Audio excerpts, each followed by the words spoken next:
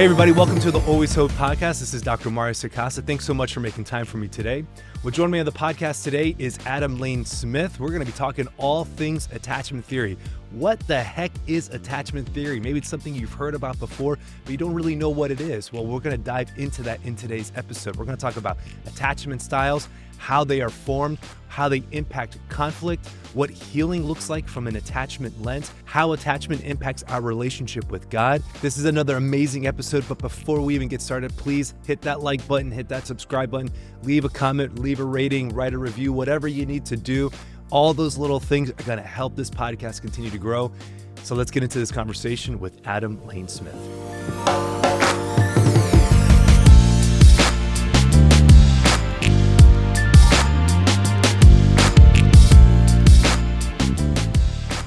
Adam Lane Smith, welcome to the Always Hope podcast. How are you doing today? Doing just fine over here. Thank you for having me. I appreciate you taking time from your busy schedule to join me and my listeners on the show. Man, I'm excited to talk about attachment. All right. So I wrote my dissertation on attachment theory, and I was grateful to be able to have those years where I just dove into the literature, into the research. And you have developed this incredible set of programs online, all centered around attachment and really its application to relationships, but then even beyond. So we'll have plenty of time to talk about what you're doing in the programs, but let's just kind of cue the listeners in before we jump into nerd speak and get into the weeds of attachment theory. What is attachment theory, and why does it help people what about it is going to be helpful for people to understand and apply it into their own lives? Yeah, attachment, it's a very confusing concept. One of my best friends tells me attachment is the theory with the worst PR of all time. No wonder nobody knows about it, is what he says. Attachment is simply this. When we're born, we have to try to figure out, are people going to work with us, or are people going to work against us? And do we have to try to survive in this world by using relationship strategies that move other people and convince them to do stuff? Or can we just talk to them and have conversations? It'd be very low stress and very high reward in all of our relationships. If you have good parents and caregivers who train you in and they answer all of your million questions when you're a toddler, and they show you how to get what you want and negotiate for it, if they show you how to understand rules and work together and then build a comfortable relationship that makes sense to both of you, that's mutually fulfilling, then you get something called secure attachment. And for all the rest of us who think that sounds like a unicorn fairy tale, if your caregivers grew up and they told you, stop asking so many questions, I'm too tired for this, do it because I said so. If maybe they were gone, they didn't spend time with you, they put you in daycare way too early for way too long, and you didn't get that connection. Maybe you bonded with your daycare providers instead, and then they rotated multiple times. If you were in the NICU for the first 3 months of your life, or first 3 weeks even, and you formed a real massive fear response to being isolated and alone, maybe you got hurt, abused, abandoned, pushed away, or your parents were just distant and aloof and traumatized and didn't know how to connect with you, you might have got the message that no one is going to love you. And so you have learned how to convince people to do things for you. This does not mean you're cold, manipulative, and narcissistic or sociopathic. It can be, I don't deserve love, so I need to make people happy so that they don't abandon me. Or it can be, I don't trust other people when they get stressed out, so I will always be self-sufficient and be a lone wolf. It can go in a number of different directions, but really that's what it boils down to. And it is affecting an estimated 65% of adults in the Gen Z population right now. The research actually is pretty startling. It might be up to 75% of the US population of adults now has attachment issues. And the personality disorders are coupled with this. They're getting worse, from 10% up to 15, maybe even 20% in the last 30 years. We're going in the wrong direction. So yeah, that's a real flip. Absolutely. Everybody out there listening, very good chance, 2 out of 3, that you have attachment issues. And if you're one of those really special 1/3 of people that don't, odds are very good you probably are surrounded by people who have attachment issues. So this is something you need to know about.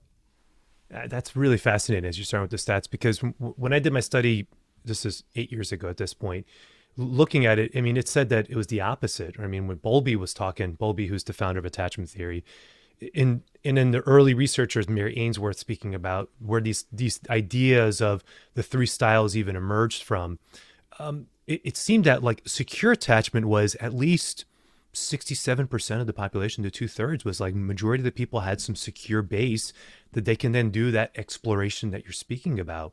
But what you're saying now, man, that's startling that it's a complete flip in the opposite direction.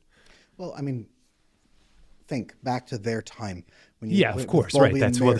Right, but think back. I mean, they had there a major number of 5 primary safety nets.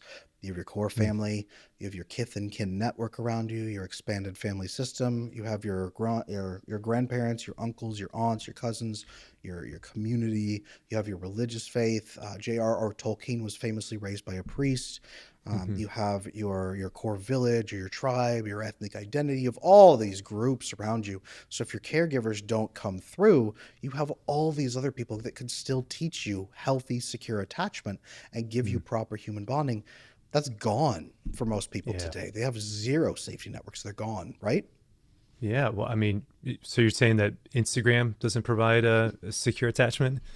No, I mean, when we saw the launch of the first iPhone in 2007, very quickly it's correlated with a massive upturn in teen depression, teen loneliness. Even though they were spending more time communicating with each other than ever, it turns out that when you're face to face with a human being, connecting with them, getting the oxytocin hormones flowing as you feel accepted, the serotonin neurotransmitters flowing as you socially connect and integrate, and you get that experience of oxytocin, serotonin with the low sympathetic response, high parasympathetic response. As you get that biochemistry, all of a sudden you feel like a healthy human being. And this is like a mouse that's integrated with other mice, nuzzling, playing, licking, rolling around. But when you have a human with a phone, staring at it, getting a dopamine flood every time there's a chime and a message and response, now it becomes more like a mouse who's hitting a lever, trying to get dopamine pumped into its system. And that's what our human reactions have been limited to. So we think we're socializing now with technology, and we're really not. We're not getting that. We're punching a dopamine lever instead. Yeah, no, absolutely. All right, so let's go back to then the styles here. Secure attachment is what we're aiming for, as you indicated. Parents don't have to be perfect, good enough. So even parents who are listening to that, you don't have to be perfect. You don't have to answer every need, but just good enough is the framing here. There has to be enough of an intention, enough of a capacity to be able to listen and to respond to the kid's needs, and felt that those needs were met and were given. Then you spoke about kind of two options here where insecure attachment emerges. What are those 2 options? So if the there's child, 3. I know there's, but let's just. I hear you. I'm getting ahead of myself loud and here. Loud and clear, brother. I got you. I'm going to base some of this terminology I'm going to use here off the work of Dr. Sue Carter. She's one of the leading experts in the world of oxytocin and vasopressin bonding hormones, especially in mammals. And I'm going to pull in a little bit about Kohlberg's morality work as well as we work on this with attachment. So bear with me. Little technical, but we'll make it simple. No, let's go. I'm here for it. If a child, infant, gets the bonding hormone oxytocin, which is a mammalian bonding hormone that says, I am loved, I'm accepted, I'm nurtured, and I'm safe. And as a little infant, this is your safety mechanism. If they're given oxytocin from a loving caregiver, and then it's pulled away, and then given and pulled away, given and pulled away, given and pulled away, they often develop what we call learned helplessness, meaning I have no power, no control, I'll keep getting hurt, I'll keep getting abandoned. For a 6-month-old baby, oxytocin and then withdrawal, oxytocin withdrawal, this says, oh, someone loves me, I'll be safe. Nope, I'm going to be abandoned in the forest and eaten by wolves. Oh, wait, someone loves me again. Wait, nope, abandoned and wolves. Wait, now I'm loved again. Back and forth and back and forth. And at a certain point, the baby's brain says, this is my fault. I must be doing something bad. My caregiver sees it. They reject me. It could be that mom is depressed and she's trying and then can't and burns out, and trying and can't and burns out, postnatal depression kind of thing. It could be that mom is abusive and maybe like throws the baby in its crib when the baby has a need and says, just shut up, stop talking to me, quit crying, and throws the baby in there for 6 hours. It could be that mom is gone. Mom's at work. Mom puts the baby with daycare provider. Mom goes away for 10 to 12 hours. Mom comes back. Daycare provider is not the same. Babies cry a lot when they're not with mom. Especially some babies are just really into mom. Most of them are. They're smell based. They can smell that this isn't mom. There's a number of reasons that you might get oxytocin and then have it taken away, and you blame yourself. So then the idea is, if people see me for who I am, or I keep doing this thing, I don't know what it is, but there's something wrong with me. If I keep doing it and they keep seeing it, I will get abandoned, and rightly so. It's an inferiority complex. It's perfectionism. It's often codependency. I need someone to need me, so I have to find people with needs. I have to make myself useful so they don't throw me away. And it's incredibly low self-esteem. So this is, I don't deserve love. I have to earn approval so people will pity me enough to keep me. We call this anxious attachment style. I'm in the process of updating attachment theory. There are very resentful, angry, toxic versions of this. And then there are also very ethical, more nurturing versions of this, where they don't have a negative view of other people. It's just purely negative of themselves, but they're actually trying to give love to other people. And then if the baby instead does not experience oxytocin bonding, does not get that warm, bonding, intimate feeling at all, and instead their environment is chaotic, stressful, hurtful, aloof, parents are more traumatized, their sympathetic nervous system activates, their bonding or oxytocin bonding hormone receptors close. They do not get oxytocin. They are chronically locked into sympathetic. They do not have the parasympathetic nervous system that activates, so they don't get much serotonin production in their gut. So very low oxytocin. Does not stimulate the production of GABA, so then they can't stimulate and grow much melatonin in their brain, so they have chronic insomnia. Because they don't have high GABA, they have dysregulated cortisol levels. They have to learn to white knuckle it through their cortisol constantly, and they never have real contentment or peace or happiness, so they dopamine binge quite a bit. Now these babies say other people are untrustworthy, they're dysregulated, when they get stressed out they'll hurt me, if they get in too close they'll hurt me, there is no such thing as warmth or intimacy, love is a lie, I have to just survive. So they buckle down into lone wolf hardcore survival mode. They are usually high performers. They go into fields like finance, they go into executive positions, they try to seek power and resources. They're not necessarily sociopaths. Most of them are not. As I'm updating this, there's the manipulative variant where they learn that other people are bad and hurtful so they can justify using manipulation tactics. Or there's the ethical variant where they just don't want to hurt anybody, but they are very ethical themselves and they try very hard not to get hurt. So they're just very self-contained and never share their emotions. Okay, that's avoidant attachment style. And then there's a blend of the two, anxious and avoidant, where you can get double traumatized as a child, and it wasn't enough that you got hurt with one. Now it didn't even help. So now you've developed a second attachment style. You can be very chaotic and external about this, where you jump in and out of relationships, you flip-flop hot and cold really hard in relationships, you self-sabotage a lot. It's very chaotic. Or you can have a very silent internal structure, or on the outside, you appear purely avoidant, distant, aloof, ice princess sort of view. But on the inside, you are anxious and insecure. Your fight or flight has been essentially beaten out of you, and you have fawn and freeze response. So when someone talks to you, you look very distant and aloof, and they think you're disinterested, but you're frozen solid on the inside trying to figure out how to please them, how not to get hurt, and how not to screw up. These people, there are men in this, but a lot of women, primarily in their 50s to 60s, come to me for coaching and fixing this. They don't know what people want from them. They don't understand. They try not to hurt anybody. They think they are the problem. They tend to pair up only with the most chaotic partners who push through their barriers and boundaries and take control of the relationship. They try to please. They're very devoted, very loyal, very monogamous, and they blame themselves when things fall apart. So these are the 6 attachment styles, if you want to call them that, or at least the 3 broken down into their 2 different variants that we've seen quite a bit. Is this resonating with you so far? I know there's a lot of science and hormones and stuff. I hope I'm not losing anyone at home. No, you're with me. Yeah, and I think you're with my listeners too. Absolutely. Beautiful. I mean, okay, people know what they're getting for this show. Thing. So yeah. Oh yeah, absolutely. People know what they're getting at home. Love it. So let's break this down just a little bit. Okay, so you said you have the secure attachment, and then you have the 3 insecure attachments: avoidant, anxious, and then kind of the disorganized, this anxious avoidant, this kind of mix of both. you broke down a couple subcategories between anxious attachment and then the avoidant. Break those down for me one more time. Yep. Just so we can make sure we Anxious get it. attachment splits. So if they are consumed with resentment, bitterness, and a negative view of other people, I've turned it into toxic anxious. These people probably won't self-identify this way, but we needed a way of communicating about the anxious portion of people who are also given over to those negative, hurtful, manipulative behaviors.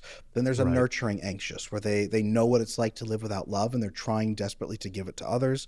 They don't have a negative view of others, so they don't use hurtful, manipulative tactics, but they are still likely to become codependent and self-blaming, and they just fall apart in themselves, but they don't turn it outward or boil with resentment and destroy relationships.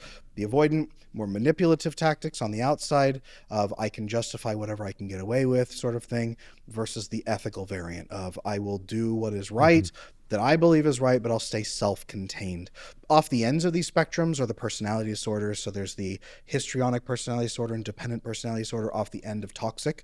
That's the outside view of that, if you want to look at it that way. Off the end of the avoidance cycle would be the antisocial personality disorder, avoidant personality disorder, narcissistic personality disorder. And then off the end of the spectrum for the disorganized style would be borderline personality disorder, which is fear of abandonment, but then seizing control of others, flipping back and forth between hot and cold, pedestalizing and devaluing. That's the spectrum that we see, the three spectrums going out. And then with secure, I've split that into two because I found that a lot of the people I worked with, they view secure as this absolute perfection that they can never, ever reach. And they begin to despair of it and say, well, I guess I just missed the boat and I'll never have it. And then I get that question all the time. You've probably heard it. Well, how do you know when you're secure? How do you know when you can call yourself secure? How do you know you've reached it? So I've split that into, yes, secure you can grow up with, but remade secure. I have remade my attachment into a secure approach. I am remade secure. This is what the label I've tried to give to my coaching clients, and they love it because they can say, okay, the bar is lower there. I can say I'm remade secure. That doesn't mean perfect. It doesn't mean no scar tissue. It means that I have remade my own attachment as an adult into a secure pattern. So that's the 8 subtypes, if you want to think of it that way. How much of this becomes ingrained? I mean, you spoke about obviously like our early childhood forms our nervous system. It forms the way that we see the world, the way that we react to the world, the way that we perceive threat, the way that we're able to self-regulate our emotions in the face of perceived threat, what we know to do to regulate emotions in the context of relationships or self-soothing techniques, all of that stuff that we learn as children. How much of that, in your opinion, becomes ingrained and is immutable, or are we always? Is there hope for us to be able to move towards that remade secure attachment? There's absolutely hope that we can move toward the remade secure. That doesn't mean, for example, that you can remake your prefrontal cortex at 55 years old, right? Parts of our brain have neuroplasticity. Others are fairly rigid in form in certain ways. If you haven't formed your prefrontal cortex, it's really hard to sort of manage that later on, but it's not impossible to make changes. What I'm looking at is a couple of key pieces. The trauma response that we can work on with things like EMDR, for example. We can reprogram trauma responses as we desensitize systematically. This is in relationships, learning to challenge those irrational thoughts that we have, learning the internal belief of I'm not lovable, and if I ever open up, people will reject me, instead of voluntarily opening up, talking with other people and being solution focused about, hey, in the past, I've been overthinking, I've been stressed. If there's going to come a point where you feel like you need to leave the relationship, would you tell me in advance so we could work on it? What are my boundaries? What is the expectations? Having those open conversations they've never really had, and learning that they can ask questions, that they won't be punished. They'll be rewarded for asking questions. And then building the different bonding hormones. Oxytocin, for example, is a great piece of this. For avoidant people who did not get oxytocin earlier on in life, the research that Dr. Sue Carter talks about and shows is that your oxytocin receptors, many of them will shift over time of disuse to receiving vasopressin instead. So a lot of avoidant people, as they ease back into healthier, more remade, secure relationships, they get a bit of oxytocin at the beginning, but they can't receive the fullness of it yet. Over time, those oxytocin receptors begin to respond, and you can receive more oxytocin as that continues. So there is quite a bit of hormonal change, receptor change, brain chemistry change. All of that can mix in. Now, Yes, some of the features will be there. The research is fascinating on avoidant people. If groups connect to an avoidant person and really pull them in and bond with them, and the avoidant person heals, they often will retain some of their hypervigilance, their risk focus, Hmm. and tracking of resources. They'll retain some of those survival behaviors at an increased rate above most people. However, this enhances the survivability of the group and their chances of success. So everyone in the network begins to benefit from that avoidant person, and the avoidant person's nervous system begins to soothe as they connect and immerse with the community. So the negative, hurtful aspects that we are struggling with dissipate, and the bonding and love and intimacy that we need, that our nervous systems need, can reprogram in. And then you self-regulate whenever you are finding that you are stressed out, going back to an older pattern of behavior, questioning connection. That's a flag for you to go seek someone out, get reassurance, immerse with the other mammal, and connect and get the oxytocin you need. So then it just becomes a useful, sort of like a flare up, like, oh yeah, my arthritis is flaring up, I'd better take care of myself for the next couple of days. It becomes Hmm. much more like that. Yeah, great way of explaining that. So just in recapping for folks, recognizing that, listen, we obviously, you can't change your history. We are who we are. Like we're raised, it is what it is. But we always have an opportunity to move forward and say, okay, well, how can I change where I am today, and learning and wanting to grow, and recognizing that if your relationship patterns are skewing in one of these two directions or one of these three directions, whether it's avoidant, anxious, or a disorganized attachment, to take a second to just pause and reflect and to think, all right, well, what do I need to do then to move back towards a secure attachment? Usually Now, it's what questions am I not asking? What am I right. boiling on in my head? Yeah, I mean, Yeah. when you're in a relationship, right? I mean, are you married? Are you single? Yep. Been married for 22 years. Good Yep, for you. absolutely. I Yeah. love I that. got 4 kids. Yep. When you wonder what your wife, right, what your wife is thinking, right? What do? You're trying to figure out what the heck she's thinking. You're worried about what's in her head. You're worried she might be mad at you. What do you do? What do I do? I mean, it depends. It depends if we just got into an argument or not, right? Mm-hmm. It's like, Mm-hmm. no, but normally I'm a therapist, so I ask. Good. I See, ask, I ask. that right there, that's the piece most people are missing. Most people Right. with Because people attachment usually get issues, stuck in their heads. Yep. right. Well, they got punished when they were 2 years old. I got 5 kids. They ask me so many questions that sometimes it makes my ears bleed. But Mm-hmm. I make sure I always answer those questions, because I never want them to feel punished, Mm-hmm. dismissed, or believe that they can't ask. Because people Mm-hmm. with attachment issues grow up saying, I can't ask. I'll get punished. They'll get mad. It'll make it worse. I have to figure it out and then problem solve alone on my side about what they're thinking. And the issue is Now, that do the you other find, person usually is not actually mad at you. The other person's mad at their motorcycle or mad at their work or whatever. So right? you just get in their way while they're already stressed out, and you're freaking out and you're doing something that doesn't even matter. Do you find that the anxious attachment also is not willing to ask as much, or just more the avoidant? The anxious attachment asks, are you mad at me? Are you mad at me? Are you mad at me? Yeah. Are you Yeah. mad at me? Exactly. Which Right. any husband out there or boyfriend who's Yeah. ever been asked by a woman over and over and over if you're mad at them, and all you were doing was you were thinking about how hungry you are, you're thinking Yeah. about work, you're thinking about your car, you're thinking about your pants, whatever it was, you're solving a problem, and she won't stop getting in front of you thinking it's about her, and she won't even talk to you about it. It's what we call perceived coerced soothing.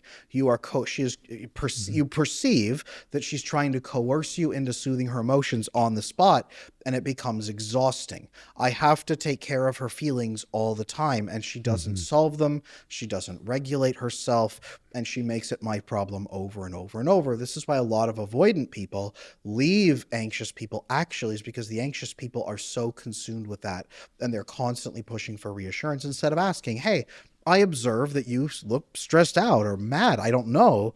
Is it something between us? If so, how can we fix it? And if it's not something between us, is there anything I can do to help you? And the other person saying, that's nothing, right? Don't say that. You say, hey, you know what? It's this quick thing at work. It has nothing to do with you. I'm trying to solve this problem. Don't worry about it. And then being able to accept that and say, oh, okay. Hey, you know what? No problem. If you need any help managing your stress, let me know. I'm here for you. That right there, much better conversation. Yeah, you're inviting conversation when you do it like that, and you're inviting relationship and engagement, rather than just coming up with some judgment or making some Right. proclamation, or whatever the thing is that you were thinking about in your head, you've already solidified it to be factual. And you've looked for all the reasons why what you thought was in fact factual. Right. And then you've run with that. As you know, this is just called reality testing. You can actually test reality against the thoughts inside your head. Yeah, I think that's a surprise pronouncement for many people listening. Like you don't, you absolutely can. Yeah. And, or just because you had the thought doesn't mean that it's true. Correct. You know, I saw a great comic that someone did where it's a guy, he wakes up in the morning, he walks over, he spins a big giant wheel, it rotates, and it says wheel of anxiety, and it points to maybe dogs are only pretending to love you. And he goes, oh, that could be true. And that's most people with anxious attachment. It's like you have a random fear and then you run with it. Imagine if you could just stop and ask a real question, and not a, are you mad at me? But a, hey, I'm having this experience. Is this in any way close to reality or not? Yeah. So again, I love what you keep going back to is that the answer to either of these insecure attachments is choosing to be vulnerable, is choosing to be able to ask a question that's underneath just whatever that surface level anxiety or anger. So it's first becoming aware that you're even doing that thing or having these thoughts. And then the second thing is taking the step to say, well, maybe these thoughts aren't in fact true. Let me ask a different question here. Let me propose something different. And being vulnerable with somebody is the thing that ultimately rewires the brain and rewires the nervous system. Now you have to be in a relationship, of course, where there is that sense of security, where that level of vulnerability can in fact happen. So for couples who are dating, let's pose this, right? Because this is a question that I get often is, you're dating, things are going well, your relationship history starts to emerge, you gravitate to one pole or the other. Let's say you're more avoidant or more anxious, but you're in a great relationship and you don't quite know how to take that step towards security. What are some steps or those initial ways even when it's in the dating relationship that's getting maybe a little serious, but we're not quite at engagement, we're not anywhere there, but just what are ways that couples can begin testing those waters and trying to grow and forming a little bit more of that secure bond? This is probably not going to be news to you, or probably most of you at home. But we humans are largely shaped, it turns out, by experiences that we have. And a lot of people make the mistake of intellectualizing these things and then saying, how can I, inside my head, convince myself to feel better in my relationship so I never have to open up and tell the other person ever that I've ever had any negative feelings whatsoever. And it turns out that is just not a realistic model of fixing us and repairing ourselves and feeling better. It's just not how mammals work. It's not how we work.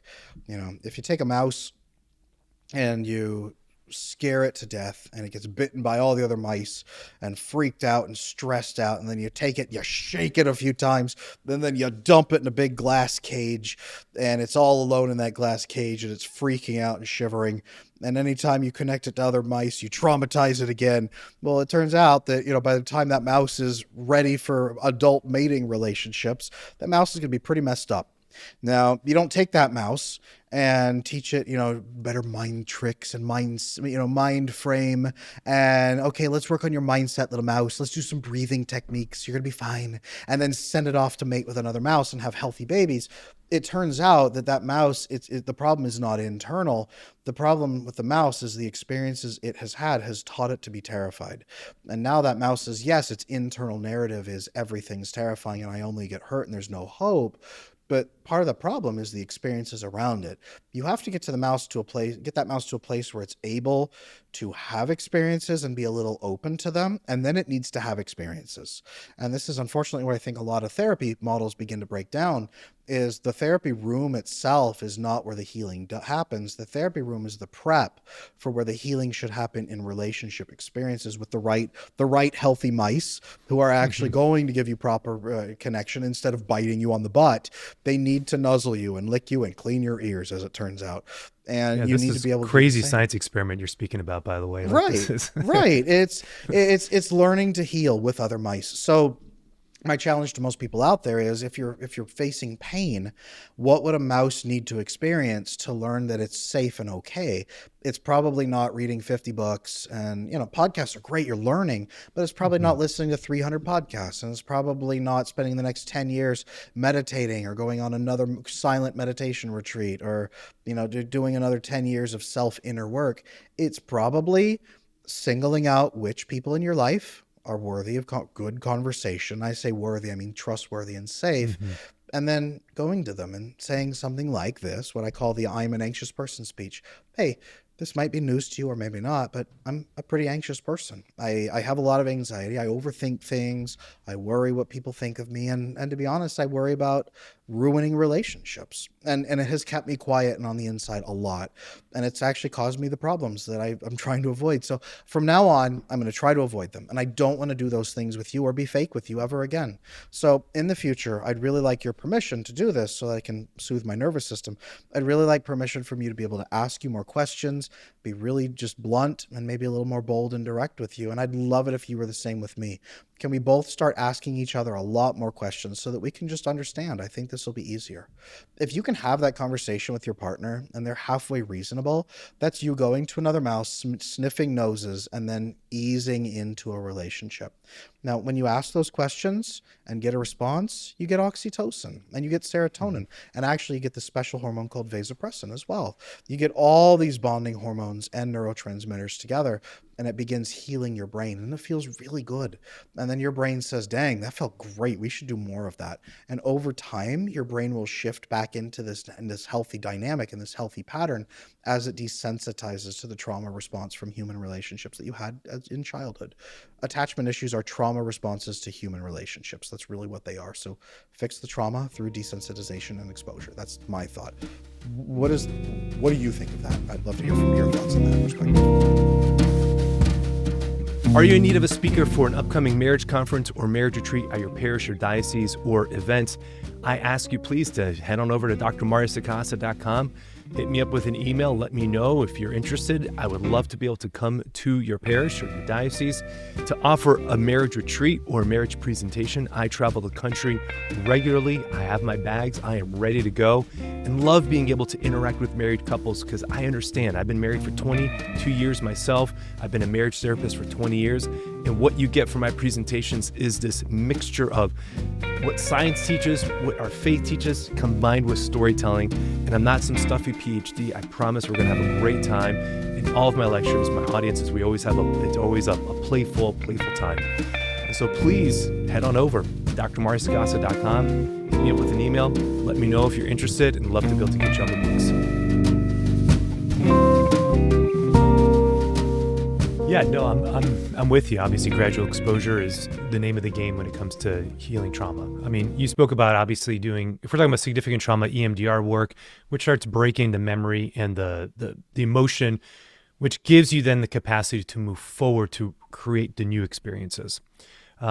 And that's where I would also categorize maybe even the mindfulness work. I know you were joking earlier about like mindsets, and you're right. Obviously, just knowing the different mindset or just having that as a concept isn't going to be enough that's going to change you. But if you're activating some of that self-soothing and learning how to be able to self-regulate your breathing in certain moments of anxiety, not as an end to in itself, which just becomes its own self-worth, internal kind of whatever processing. But if you can use that technique as a way to help you move forward or to engage in the I'm an anxious conversation like you spoke about, well, then now you're starting to reprogram your brain and reprogram your nervous system in a way that's going to help you be healthier. And for anybody who's listening, I just want to encourage everybody and recognize that there's a lot of research that supports this. So even you're talking about learned helplessness, and Martin Seligman was famous for his book, Learn Optimism, and his research in positive psychology, which is taking exactly these concepts, not applying attachment lens to them, but there's a lot of overlap in that there's ways that we can reprogram and reshape what we're experiencing to be able to help us move forward. So that's the only thing that I would add to I hear what you that. said. And very good clarification. Yes. My beef is with the people that walk in and say, okay, I'm going to spend the next 10 to 15 years internally. A lot of avoidant people in particular, they try to intellectualize this experience and say, okay, I Yep. myself, as a traumatized little mouse, will sit silently in my own glass cage with no other mice, and over the next 10 years become healthier in relationships. And that Not simply going to is not happen. going to work. Yes, Yeah, learn to regulate yourself with mindful connection. Learn to manage your nervous system instead of being managed by your nervous system. That's that's right. absolutely the truth. And then move forward. Have the Yep. experiences, understand the experiences, process the experiences, but continue having experiences. That's where your experience will be. Well, tongue in cheek, but that's where your changes will especially happen. That's where your learning will take place. That's where you're going to get most of your neurotransmitters and hormones in response to relationships and those connections. Whether that's with the divine and experiences there, whether Mm. that's with a partner, a friend, a family member, whomever it may be, you need to be having these relational experiences. You are a relational being. Have those. Well, what is your take? I mean, most of my listeners are religious and faith-based. I mean, so what is your take on attachment and relationship with God? Sure, 100%. We could definitely go down that rabbit hole. What religion are most of your followers? Catholic, I had thought Christian? so. I had thought so. Hmm. So I'm Yeah. Catholic myself. All right, Most Adam. Great. people are afraid to hear about these research pieces because they're afraid I'm going to go in some weird direction. But everything on the research shows is demonstrably provable that we are relational beings crafted for relationship. Most people with attachment issues, they model their framework of God as a caregiver based on their own Hmm. caregivers. So if you learned that you are helpless and unlovable, a lot of people with anxious attachment style struggle to have a faith that says, I will be saved, because they say, well, everybody else will be, but not me. Maybe I'll get pitied enough to live on the front porch. He'll put a dirty little towel down there for me to live on the front porch like a dog while everyone else is inside partying. In heaven, I get to live on the front porch, and that's my best reward I can hope for. And they beg and plead, and they're constantly struggling with their faith. They apologize to God for even praying. A lot of people with avoidant attachment style have never experienced the intimacy of warmth and connection and safety and love.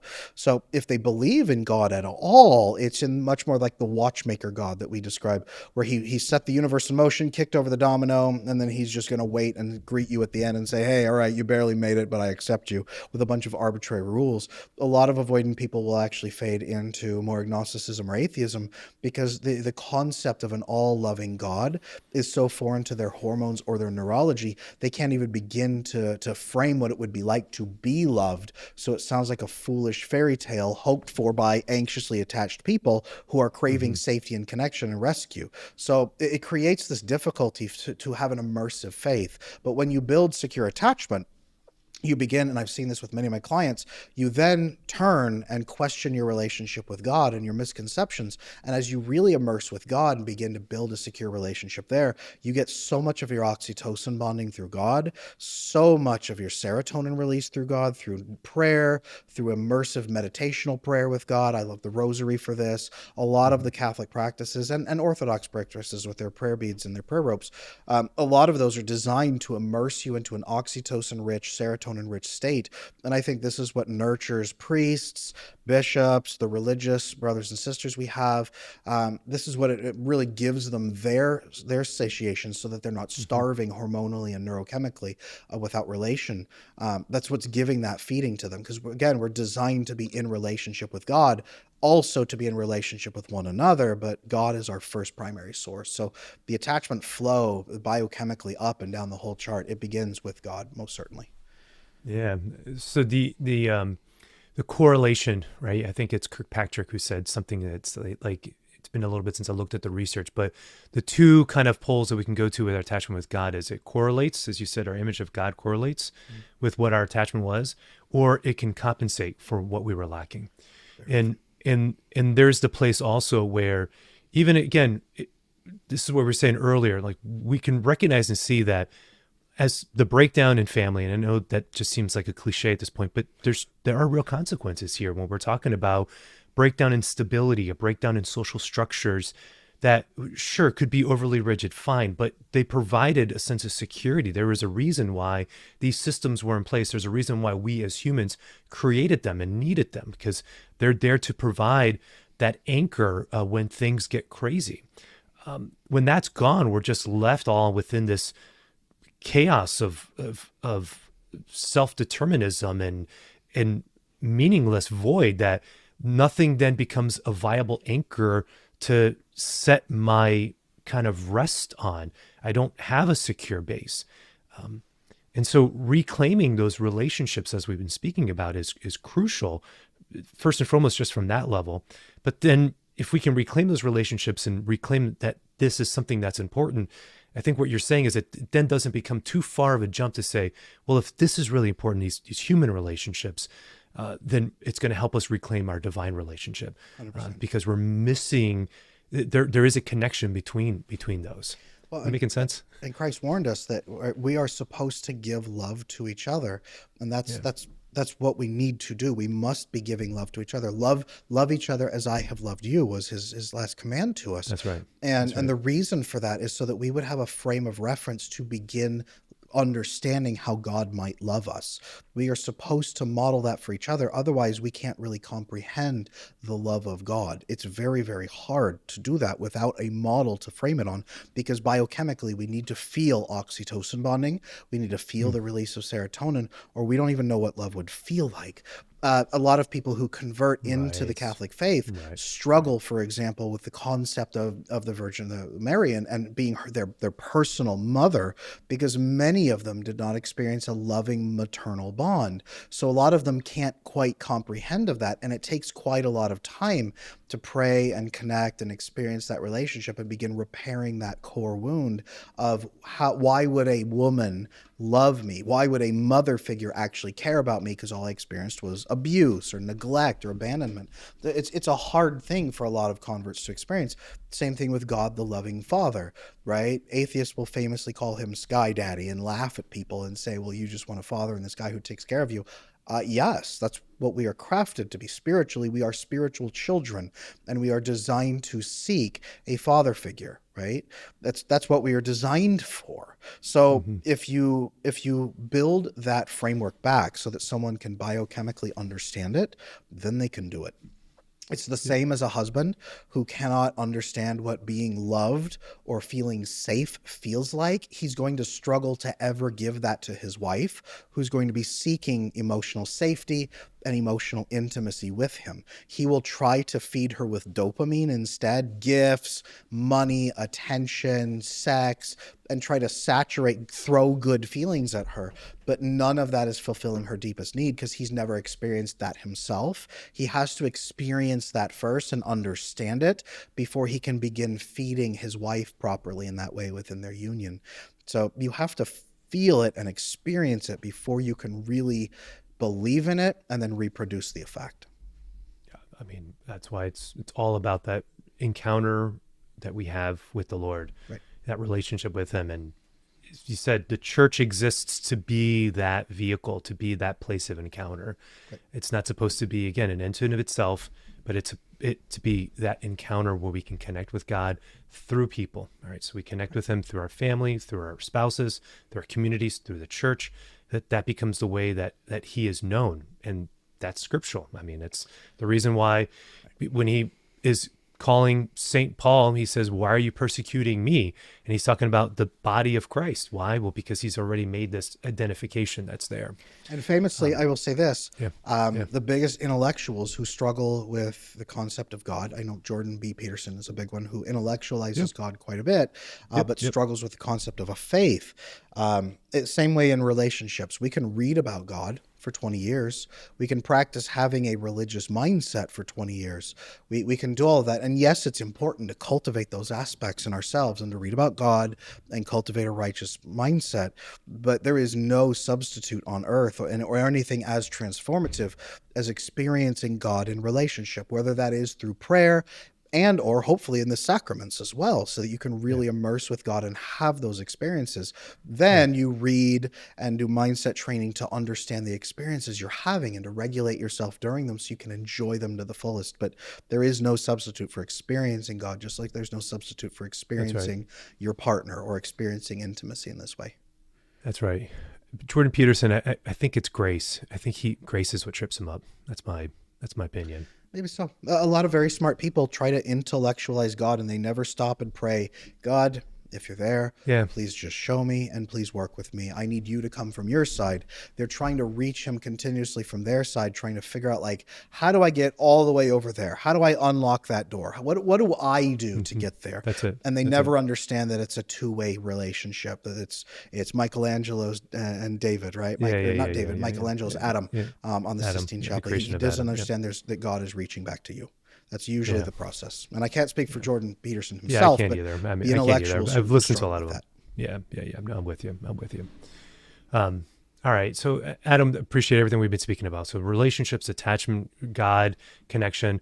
I want to bring this back though to dating, marriage, kind of back into this space. And particularly when it comes to conflict, all right? So if a couple is in conflict, I guess, like, are there patterns, are there normal ways that an avoidant, for example, if we could stay there, engages in conflict or just simply avoids conflict? Like, if somebody's listening to this and say, oh, I realize maybe I'm a little more avoidant or I'm a little bit more anxious, how does that impact the conflict and the disagreements that tend to happen within relationships? Really, really fast then. Conflict, you go into conflict. Conflict is just a question, okay? It's two questions. Do our goals align or not? And if they don't, do we have to fight about it, or can we work together? Now, most people with attachment issues in childhood, they learn that conflict immediately leads into confrontation. We do have to fight about it, and our goals probably don't align. They don't align, and we have to fight about it immediately. So they launch into this. They have this doomed perception. Very rarely in childhood, if ever, did they experience conflict that leads into they might not align, or maybe they do. Let's talk about it. And if they don't, let's build mutual fulfillment, which is cooperation. Will you cooperate during conflict, or will you have confrontation during conflict? Avoidant attachment automatically assumes that all conflict is doomed to lead to confrontation. So they pull away, they sense a conflict coming, they pull away, and they try to solve the conflict alone around the other person or without the other person even knowing. So they might manage the other person with buttering them up, or disappearing, or just hiding, or doing a number of things on the back end, or even manipulation tactics to try to resolve the conflict on their side, and not maybe exploit the other person, but get things resolved so that it's at least feels fair. And they are the final arbiters of what is fair, because no one else no one else will. They are the only person trying to be fair. So they bypass conflict completely and thereby destroy the trust of anyone in a relationship with them, because it feels to the other people arbitrary, abandoning, selfish, fearful. It feels all kinds of things, so other people get hurt.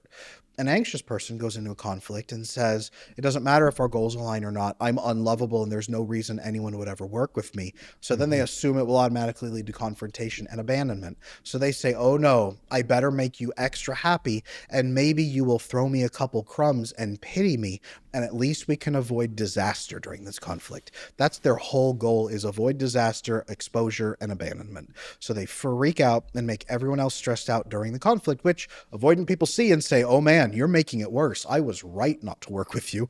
And so it's a self-perpetuating circle. The way to fix this? Questions. Well, you go into a conflict and you ask the other person the questions. Hey, here's my goal. Just so you know, what is your goal? And if they align, great. Let's work on that together. If they don't align, how can we make sure both of our needs get taken care of as much as possible? If we could do 50-50, or both of us get 100%, that's awesome. If we can't, maybe this time you take 60, I take 40, and then next time I'll take 60 and you take 40. But let's build a sustainable system where we take care of each other, no one feels exploited, and everything feels as balanced and useful and fulfilling to both of us as possible. That's cooperating during conflict. That's secure attachment. Every time you have a conflict out there, everybody listening, move toward asking questions, move toward cooperation, and work on the people around you, hopefully they are moving toward that with you. Explain to them the change you're making, explain to them how you're going to operate differently, and then start filtering your relationships to make sure that you're really only around people who are going to work with you during conflict. That's the secret to becoming more secure, is over time, you ask more questions and you cooperate more often. Yeah, which again goes back to just, if we're talking about in a marriage, that you chose this person for a reason, and a good reason, right? Like, let's presume that you are not a fool and that you're actually intelligent individual who has capacities to make good decisions. And let's say you happen to make a really good decision about the person that you married, and you love that person and they love you. And sometimes when we're in those moments of high conflict, we forget that we actually love this person. And we forget that we actually did fall in love with this person. And so the questions that you're speaking about, again, are wonderful in terms of how do we move towards cooperation, predicated on the fact that, like, we're here to work together. Like, that's what we signed up for. And so we need to pause and remind ourselves that, yeah, we signed up for this thing so that we can be a team, that we can work together.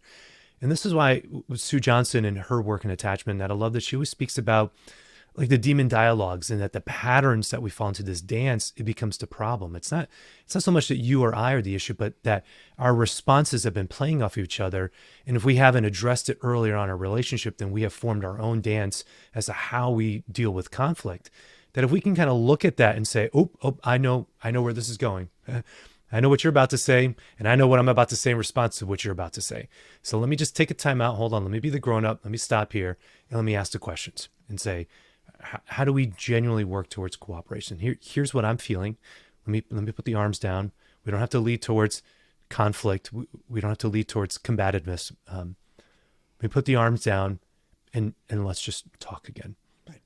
And if we can do that, as you said, doesn't mean that we're always going to get to a 50-50 resolution. Sometimes it might be 70-30, might be 60-40, maybe, but that we're in agreement, that we're working together as a team, that we're not here to manipulate each other. We're not here to get something from the other person, but that we're genuinely here to love each other. Then approaching those moments from that disposition, I think, gives space for the safety to be there to ask the questions that you're speaking about. And that's ultimately what safety and peace both are. Men want peace, women want safety. They're different biological perspective for the same thing, which just means when a problem hits, the other person will be calm, they will work with you, they will not hurt you, and you will solve the problems together. That's what safety is, that's what peace is. And emotional intimacy is that you can explore deeper topics and solve deeper problems together. And that's really ultimately what that comes down to. That's as simple as we can make it. Yeah. Well, that's well said, Adam. I appreciate the time that you've given us today, and just being able to have this deep dive into attachment theory. And if we had another hour, we'd keep this going, but I know we got to start wrapping things up here. So if people have been listening and are interested in learning more about the work that you're doing on attachment, what's the best way for them to get a hold of you? Yeah, if you're looking to understand what your attachment style might be, I have the free attachment assessment available on my website, adamlanesmith.com. I also have my free newsletter on there, a lot of free videos. I have over 1,000 YouTube videos, longs and shorts, available for resolving relationship challenges. On my website, I also have the attachment repair program based on 16 years of my work in the field of psychology and relationships, where you can work with me or one of my certified coaches on repairing your attachment as an individual or as a couple, so you can build a great relationship with yourself, with your family, with your spouse, and with God going forward. Wonderful. We'll have links to that in the show notes. And Adam, final question I ask all my first-time guests: what gives you hope? The fact that I am not the only one reaching out in my relationships. That includes with God, that includes with my wife, my kids, my friends, that it is not 100% all on me. Even though sometimes it feels like it is, there are other participants. And when I remember that, it gives me a little bit of hope that we can all reach toward each other. Yeah, amen. Well said. We're not alone, and people are moving towards us also. We don't have to create everything on our own. Like, folks are there. And there's people leaning and moving into us, and we should allow ourselves to be loved as much as we are loving others as well. So great, wonderful. Well, Adam, thanks so much for the time.